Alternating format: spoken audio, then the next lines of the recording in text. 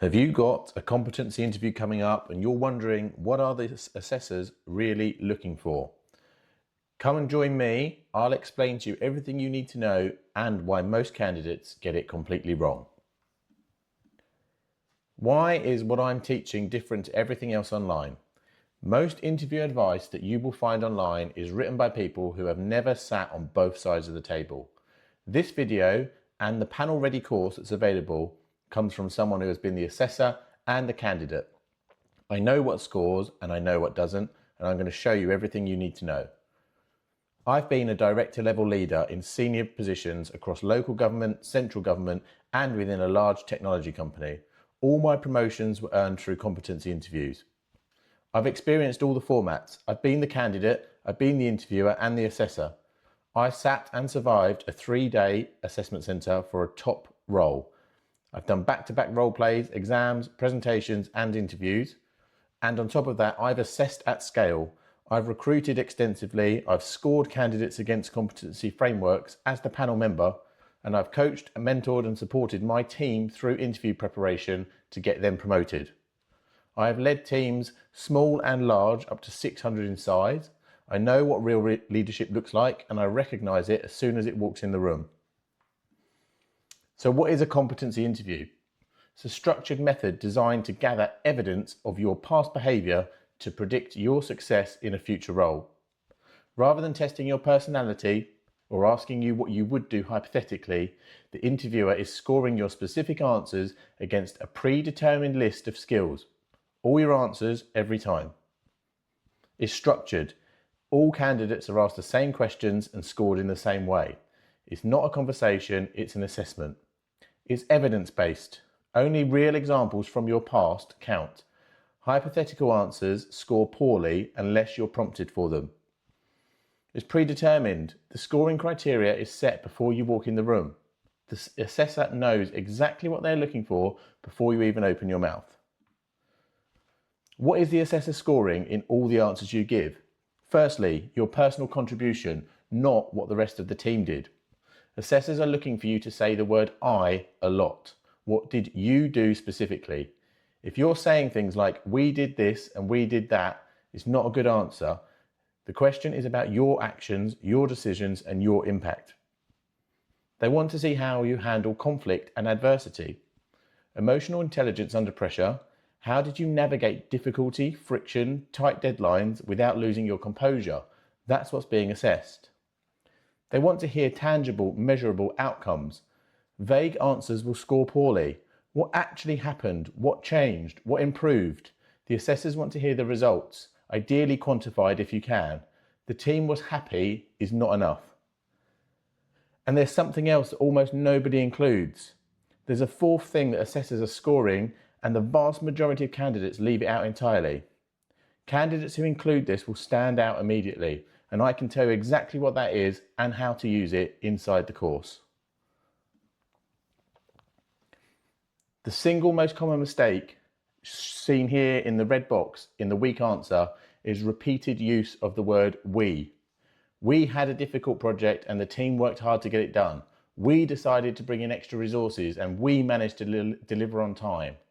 That is not your personal contribution. There is no measurable outcome and the assessor cannot score that answer adequately. In the green box, the difference, I identified the project was at risk 3 weeks before the deadline. I personally escalated it to the director. I restructured the task and I negotiated with our supplier to expedite delivery. That shows personal ownership throughout, lots of use of the word I, clear decisions and a measurable outcome. That is a scoreable answer. The full course will show you exactly how to structure your answers so an assessor can score you properly every time. There's loads more covered in the course, loads more things that assessors are looking for, and if you're interested, I'll tell you how to sign up at the end of this video. The framework that you probably know or have heard of is the STAR framework. There's nothing wrong with the STAR framework. It's a really good structure to help you get your answers across in the best possible format. Most people have heard of it: situation, task, action, result. Most people think they know how to use it, and most people are wrong. There's an extra step at the end of result, a fifth element which I teach on the course and this is a massive differentiator between an average answer and the one that gets the offer. Come and join the full course and I'll teach you everything you need to know. The preparation gap. Some candidates don't prepare enough. A competency interview is a real test and you cannot prepare on the day or hope to wing it on the day.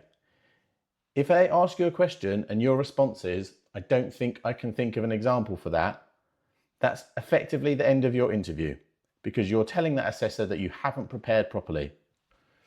If you've got no examples ready in advance, you're going to lose on the day. You must have a bank of 8 to 10 strong examples from your career prepared before you walk into the interview room. If your answer is over and done within 30 seconds, you haven't said enough. A strong answer takes between 4 and 6 minutes to deliver properly, and a 30-second answer signals that you haven't prepared and it leaves the assessor with very little to score. Third, if you have no knowledge of the organisation that you are interviewing for, that is unforgivable, especially at a senior level. The best candidates will connect their answers to the organisation's priorities every time.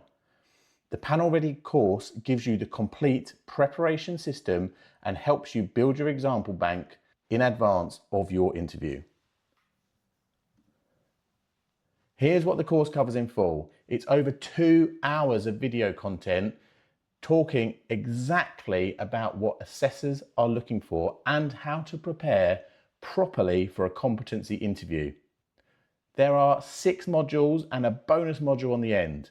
We cover what interviewers are actually looking for, understanding a competency framework, the STAR method and what's missing from it, how to build your personal example bank, 12 common competency questions and what catches people out, the day itself and some tips on how to handle your interview, and a bonus module on the end for assessment centres for anyone that is facing the most demanding format to interview for a role.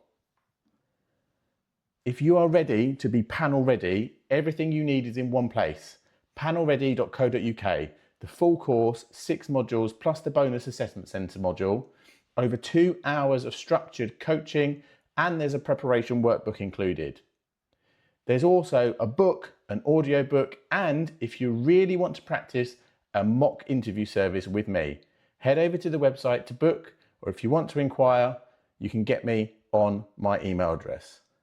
Final thing, you are going into that room to tell stories about yourself, and you are the world's leading expert on that subject. The panel is not there to trip you up. They want you to do well. Prepare properly and go and tell your story. Please share this video if it's helped you. Please share the website and I hope to see you soon.